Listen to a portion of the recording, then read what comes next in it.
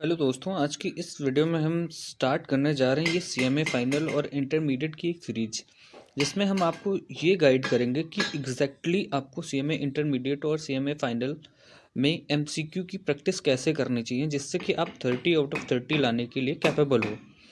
देखो, मैं इस चीज़ को स्टार्टिंग में ही क्लियर कर देना चाह रहा हूँ कि ये मेरी और बहुत सारे लोगों की रिसर्च के बाद में जो कंक्लूजन है या चीज़ें हैं वो मैं आपको बता रहा हूँ, जहाँ से आप सोर्सेस मैं आपको बता दूंगा। प्रैक्टिस करना और आपको 30 आउट ऑफ 30 लाना, ये देखो आपको भी पता है कि श्योर तब हो सकता है जब पेपर आपके सामने आ जाए और आप देख लो, कर लो, उसके बाद ही कंफर्म कह सकते हैं। क्योंकि कुछ एमसीक्यू जो अभी सीएम इंस्टीट्यूट क्या करता है, उनको मतलब ऐसे डाल दे रहा है कि एक दो एमसीक्यू तुम्हारे इधर उधर से हो ही सकते हैं। तो मैं ये कह सकता हूँ कि 30 आउट ऑफ 24 तो आप श्योर शॉट ला सकते हो, बट प्रैक्टिस अगर अच्छे से करे या इंस्टीट्यूट ने अच्छे से एमसीक्यू दिया तो 30 ऑफ द 30 आप स्कोर कर सकते हो। तो आज मैं आपसे बताता हूँ कि कौन कौन से वो सोर्स हैं जहाँ से आप प्रैक्टिस कर सकते हो एमसीक्यू की। क्योंकि मोस्ट ऑफ द पर्सन का यही कन्फ्यूजन रहता है कि यार मतलब एमसीक्यू की प्रैक्टिस कहाँ से करें, स्टडी मटेरियल ही इनफ है या फिर एमसीक्यू बैंक कर लेने से इनफ है, या फिर कहाँ से क्या क्या कितना कर लेना सही है जिससे कि हमारे मार्क्स अच्छे खासे फेच हो जाएं।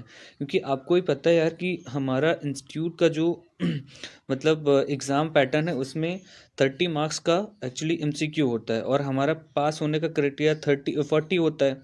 अब उस 40 में अगर हमारे को 30 एमसीक्यू से ही मिल जाते हैं तो एक्स्ट्रा हमें 10 ही नंबर की मतलब रिक्वायरमेंट पड़ती है। अगर हम एग्रीगेट को हटा दें तो अगर एक कोई भी स्टूडेंट है वो अच्छे से एमसीक्यू की प्रैक्टिस ही कर ले तो उसको पास होने की प्रोबेबिलिटी बढ़ जाती है। तो इसलिए मोस्ट ऑफ द स्टूडेंट्स की ये कन्फ्यूज़न रहती है कि यार हम एमसीक्यू को अच्छी से प्रैक्टिस कर लें जिससे कि हमारे एमसीक्यू के क्वेश्चंस अच्छे से सॉल्व हो जाएं, एमसीक्यू की मार्क्स जो है हमारे वो ज़्यादा से ज़्यादा फेच हो जाएं।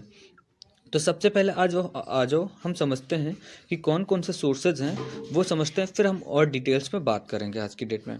तो सबसे पहले मैं आपको बता दूं, तो देखो एक हमारे पास में सोर्स होता है स्टडी मटेरियल का।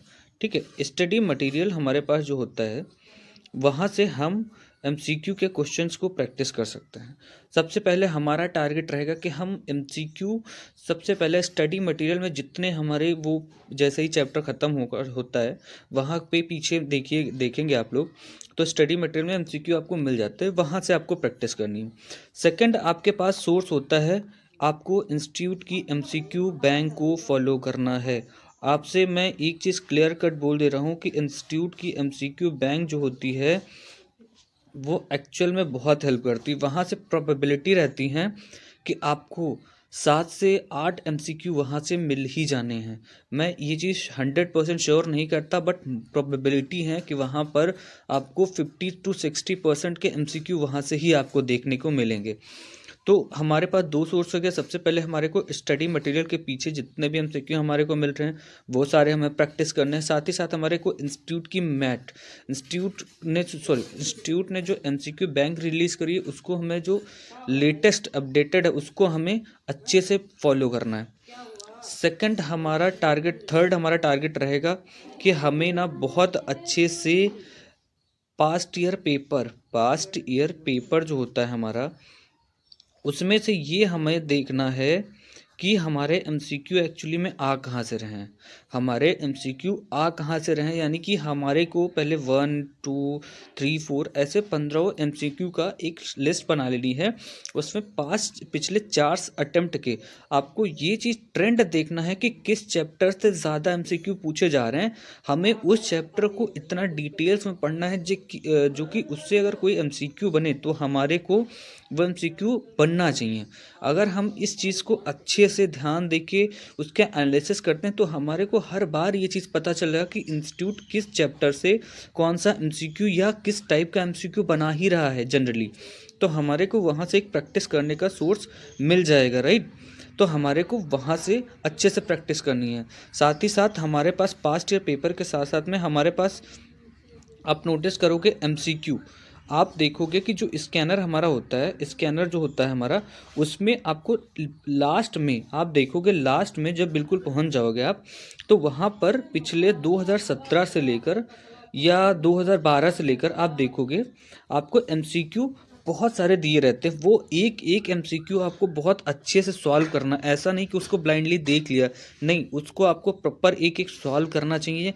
अगर आप उसको सॉल्व कर लेते हो तो आपका कॉन्फिडेंस तो बिल्ड होगा ही होगा, साथ ही साथ आपको वहाँ से हो सकता है कि एक आधा एमसीक्यू जो आउट ऑफ बॉक्स होता है वो वहाँ से देखने को मिल जाए।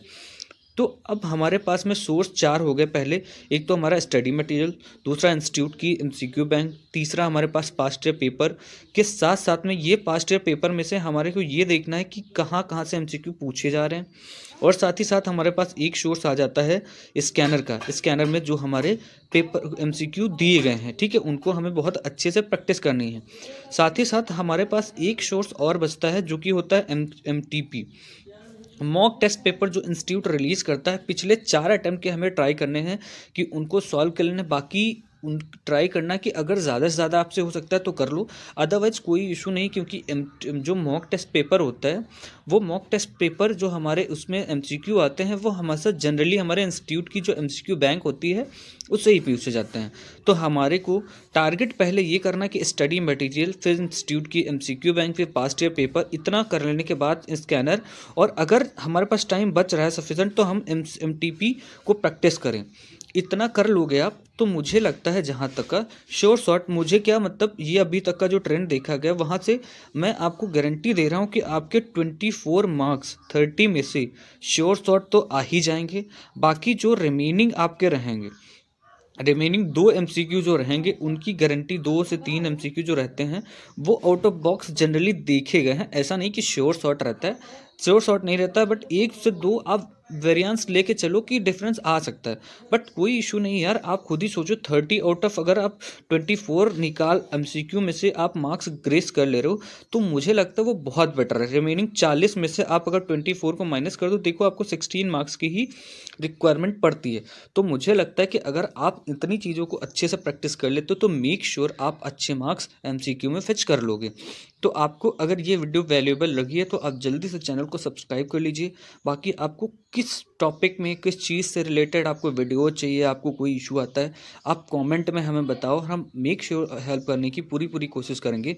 और साथ ही साथ आप ट्राई करिए, इस वीडियो को शेयर करिए, और हम पूरी पूरी कोशिश करेंगे कि हम आपको अच्छे से और भी बेटर चीज़ें और अवेलेबल कंटेंट आपको प्रोवाइड करने की कोशिश करेंगे। थैंक यू सो मच, मिलते हैं अगले नेक्स्ट वीडियो में। धन्यवाद।